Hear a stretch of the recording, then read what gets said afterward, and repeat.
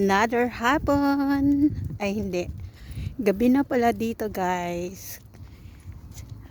Time is 8:15. Siyempre, maglakad kami umaga at gabi. And so, lagi kami naglalakad dito.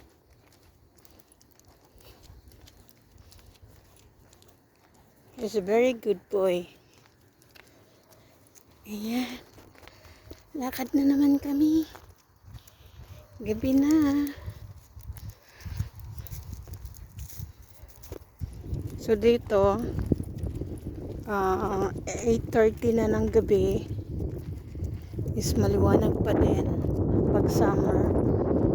Pag winter naman, mga 4 o'clock, madilim na. So yan. Hindi gaanong mainit ngayon, medyo mahangin, malamig ang hangin. Kaya masarap